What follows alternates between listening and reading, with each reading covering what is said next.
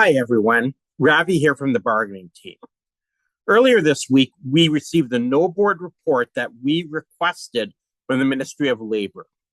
This initiated the 16-day countdown before labor action or an employer lockout can begin. January 4th is the first possible day of labor action.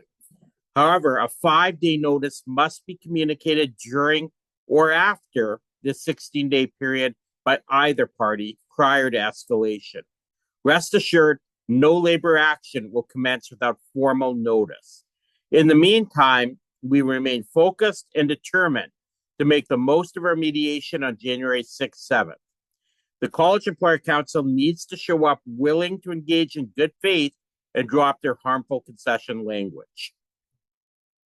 Instead, the CEC is continuing to spread misinformation in their communications and in the media. Their billion-dollar costing is demonstrably false.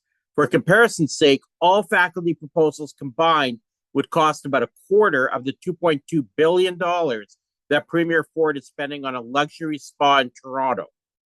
Meanwhile, Ford refuses to follow the recommendations of his own appointed panel, ensuring Ontario remains dead last in provincial funding.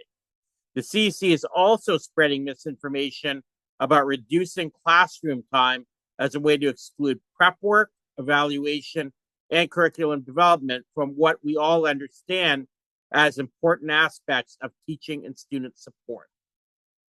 This blatantly ignores the recommendations of the Workload Task Force report, which was clear that our workload formulas haven't been updated in 40 years, and that faculty right now are each contributing over $24,000 of unpaid labor a year. Finally, the CEC is reinforcing an austerity agenda to justify their concessions, all while the colleges bank significant surpluses and hire administrators at a ratio 3 times higher than full-time faculty. Workers and students should never pay the price for the failure of Ford and the colleges mismanaging post-secondary education in Ontario. Remember, none of this was a surprise. The Auditor General was clear back in 2021 that the colleges were over-relying on international revenues, that chronic underfunding was persistent, and that the province lacked any long-term strategy.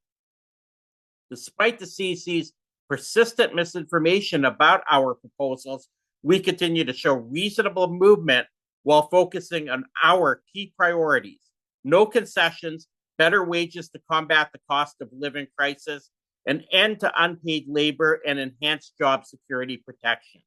We remain willing to negotiate a contract that meets members' demands and avoids a disruption to the semester, but we will not settle for a contract worse than the one we have now, while allowing the colleges to threaten our members with austerity and critically derail the work required to train the future workers of this province, one of the strongest economies in this country.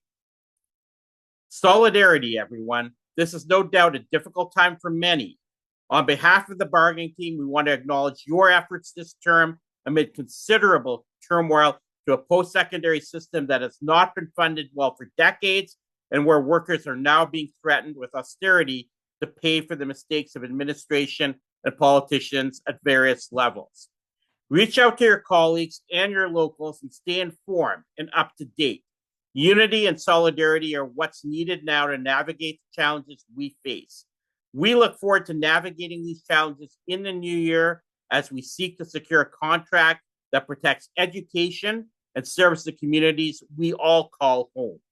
We are stronger together.